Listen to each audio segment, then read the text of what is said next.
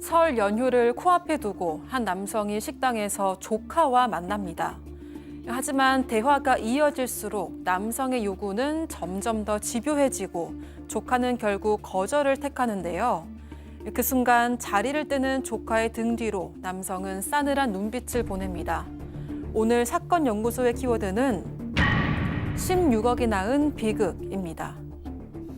2015년에 벌어졌던 충격적인 사건입니다. 단 한 명의 미치광이 때문에 정말 여러 명의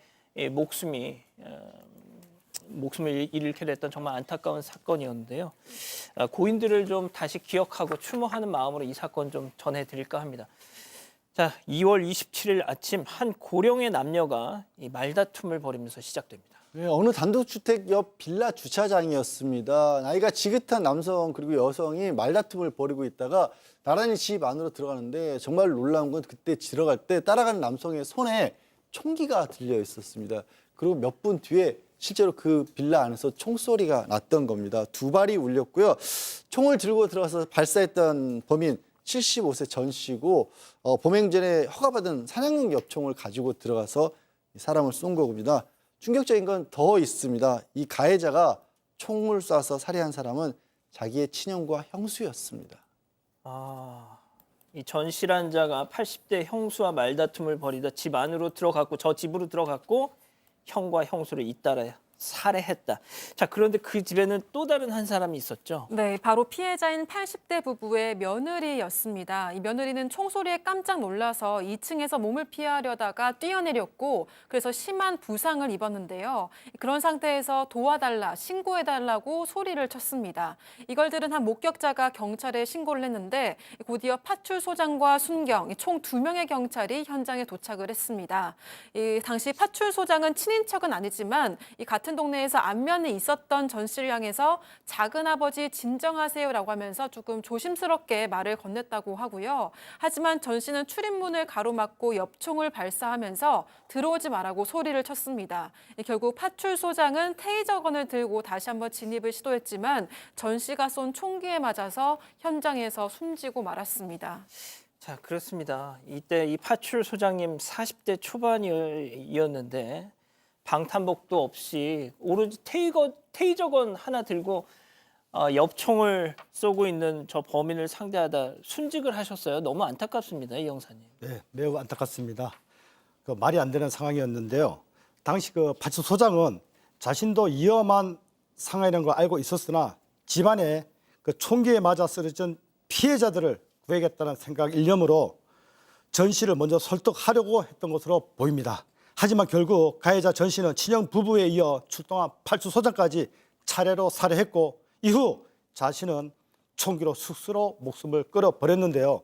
현장에서 발견된 전 씨 차량 안에서 유서 5장과 작은 수첩 1권이 발견되었는데 믿기 힘든 내용이 담겨져 있습니다. 가해자 전 씨의 유서엔 이날을 위해 모두가 내가 만든 완벽한 범죄이다. 세상 누구도 전혀 알 수 없고 눈치를 챈 사람도 상상한 사람도 없다라며 유서 곳곳에 형과 가족을 향한 깊은 원망이 가득 적혀 있다라고 합니다.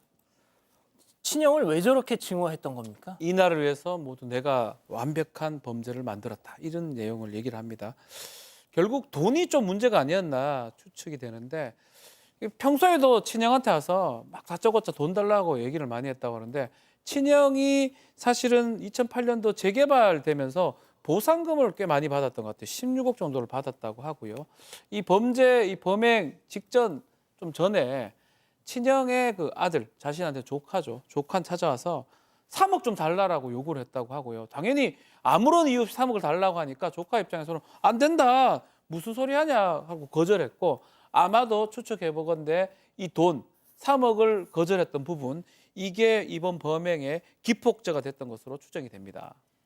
자, 이 전 씨 범인 알고 봤더니 폭력의 사기 전과가 6범이었어요. 자, 그런데 지금 이런 참사가 벌어질 수 있었던 게 바로 그자의 손에 엽총이 들려 있었기 때문 아닙니까? 네, 게다가 무려 18일 동안 총기를 6번이나 입출고를 했고요. 하지만 그 누구도 수상하게 여기지 않았다고 합니다. 그리고 75세 전 씨가 이 사냥용 엽총을 받아들고 파출소로 나서는 장면도 있는데요. 네, 그리고 불과 15분 뒤에 그 총기를 들고 친형의 집을 찾아가서 형과 형수를 살해했습니다. 네, 지금 보시는 영상이 이제 사냥용 엽총을 받아들고 파출소를 나서고 있는 장면이고요. 그리고 사건 10여일 전에는 이 주소지까지 형이 살던 남양동으로 옮겨서 이 총기를 해당 관할로 이동을 시켰습니다. 그리고 범행 직전까지도 수차례 총기를 꺼내면서 사격 연습을 했던 정황도 포착이 됐습니다. 그런데 가장 충격적인 건 전 씨의 평소 발언인데요. 이 피해자 유족에 따르면 전 씨는 평소에도 이런 좀 다른 총기 사건이 일어날 때마다 박수를 치면서 나도 언젠가 저렇게 될 거다. 말로 안 되면 그렇게 할 거다. 이런 이야기들을 공공연하게 했다고 합니다.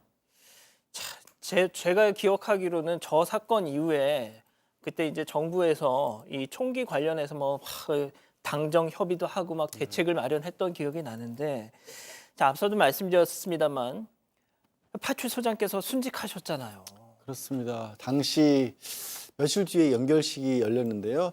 향년 43세였습니다. 그런데 이분이 19년 경찰 생활하는 동안 표창장만 16번을 받으셨다고 합니다. 정말 모범 경찰이었고, 사건 당일날에도 다른 후배들이 이제 다른 일이 있었다고 합니다. 그래서 순경 한 사람 데리고 그쪽 지리를 내가 잘하니까 내가 가야 한다라고 직접 현장에 출동했다는 겁니다. 이 생전에 이경감의 근무 일지에 이런 말들이 적혀 있었대요.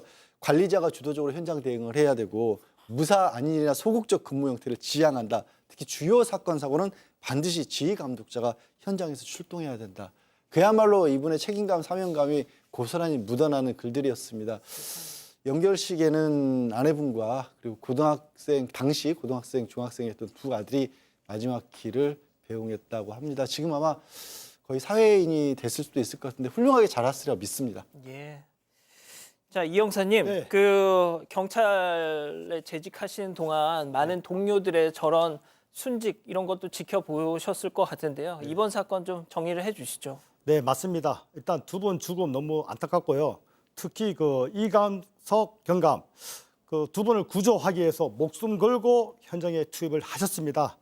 아마 이 시대가 요구하는 경찰상이 아닌가 저는 싶습니다. 유가족 분들께서 정말 건강하셨으면 하는 바람입니다.